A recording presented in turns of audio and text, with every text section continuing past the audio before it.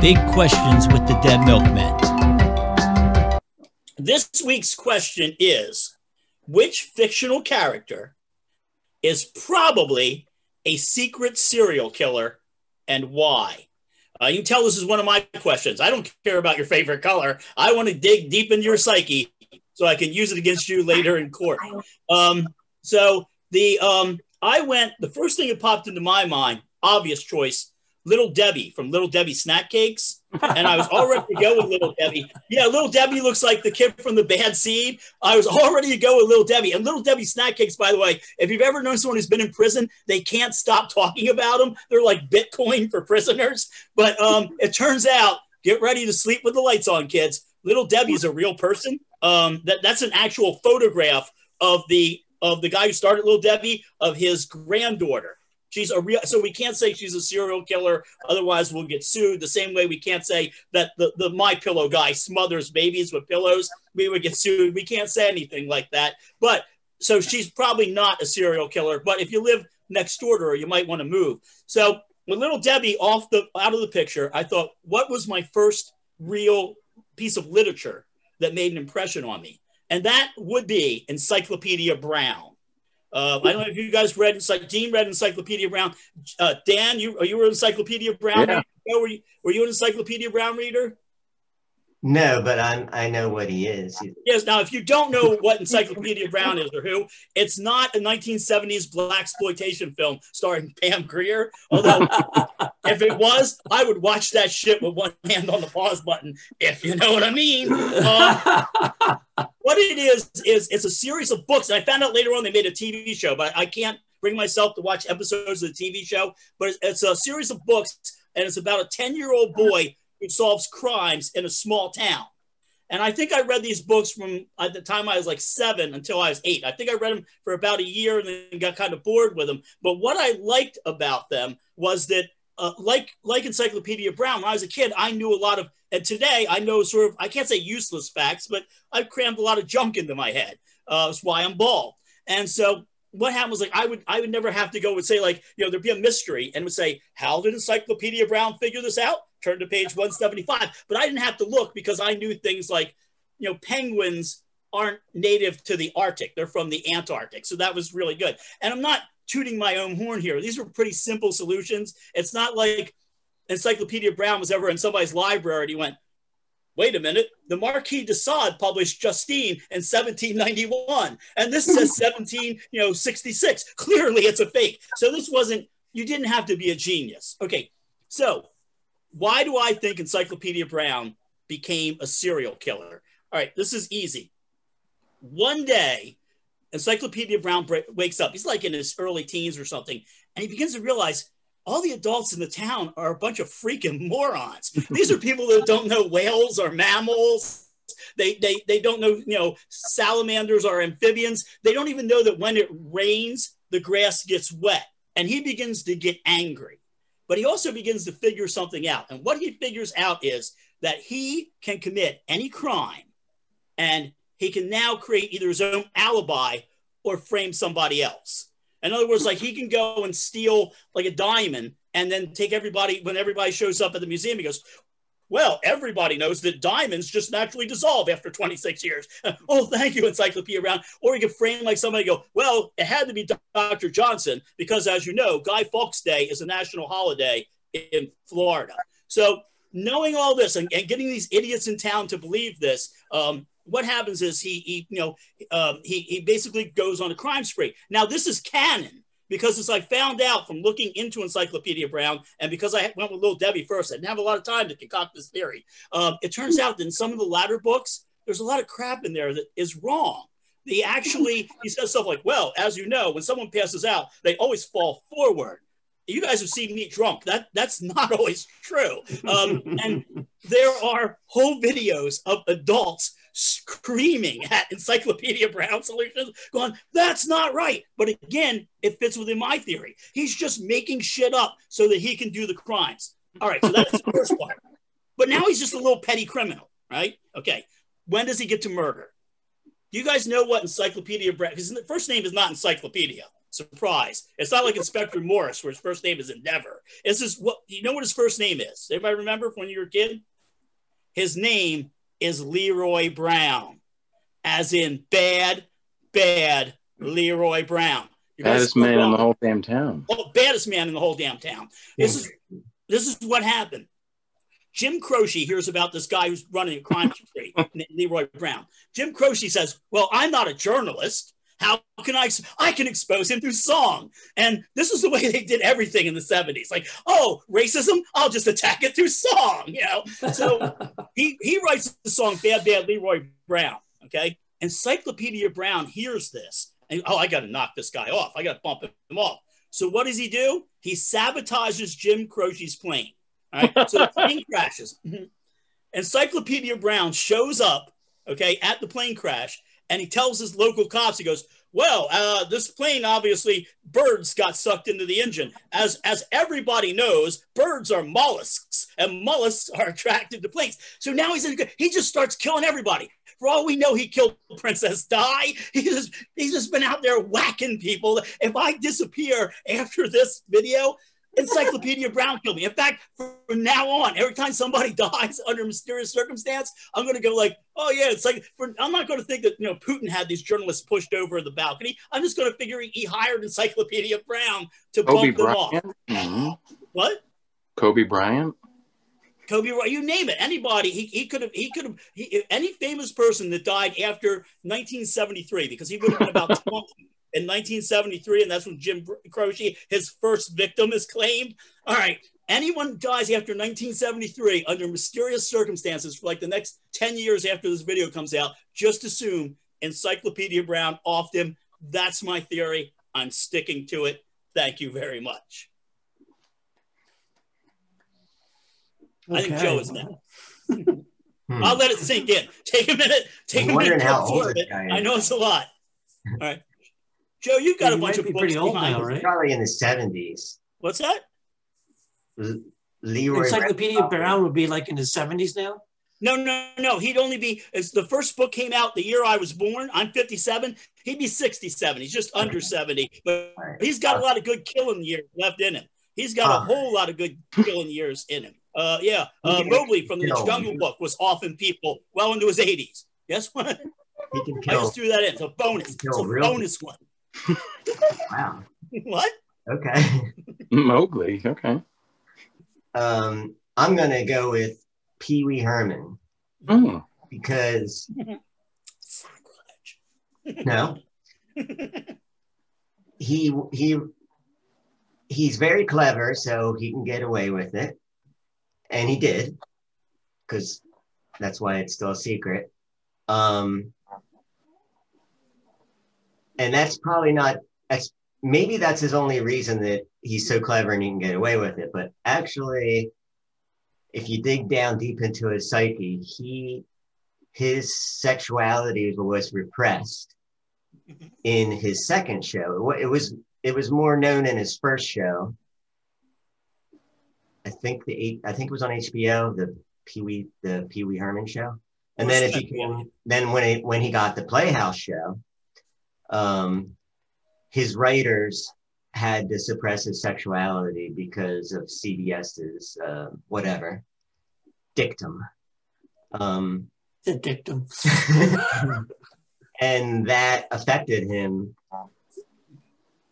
in a way that he wanted revenge. And so he killed fictional character people that we don't know about, but they were the type of people that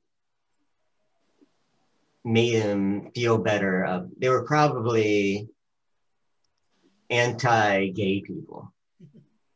That's my theory. The secret word is dismemberment. What's that? I said the secret word is dismemberment. Yes, it's a scary one. That raised more questions than it did answers. All right. All right. So is that you're going with Pee Wee Herman? Yeah, can I change my mind? No, you can't change your mind. Okay. No. Unless you're going to change it to everybody on Little House on the Prairie. They were all murderers. But no, I'm not. I'm making you stay with Pee Wee Herman. That's good. But he didn't like. It wasn't like the Manson family, like Cherry and Terry and Jambi. They weren't in on it, right? I don't think Cherry was in on it. Okay. Mombi might have been. Was that the person who could see? Mecca Lecca High, Mecca High. Yeah. He probably had to keep terrible secrets for Pee Wee. Wow. I am rewatching that show with you. And don't forget what happened to Pee Wee Herman. What he got caught doing. Well, that's the person who acted for him. So maybe that's another reason he got upset. But maybe that's why you never see Captain Carl in the Playhouse show, Phil Hartman's character. Yeah. Maybe he murdered Phil Hartman in real life. No. Well, it never occurred to me that a fictional character could leap into the real world, but Rodney's did. Yeah. I think I might be the first one there. Here's an idea though. If I was Pee Wee Herman and I was going to jerk off in a movie theater, I would do it in character. Like, hey everybody. Look out. Why don't you marry it? I love this porno film. Why don't you marry it? Maybe they would have been afraid to arrest him. Yeah, we better move on to Dan before I get a shut down. Dan, who do you think? What fictional character do you think is a secret serial killer? I think Goofy.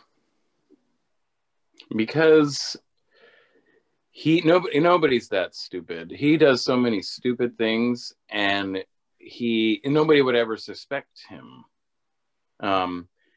And maybe he's responsible for all the dead parents of Disney characters. You know, all the Disney, the main characters have some kind of dead. So he shot family. Bambi's mom, is what you're saying. Exactly, and made it back just in time to knock something over at Mickey's house, and everybody's always like pissed at him, but so they're not thinking that he would, be doing that kind of stuff.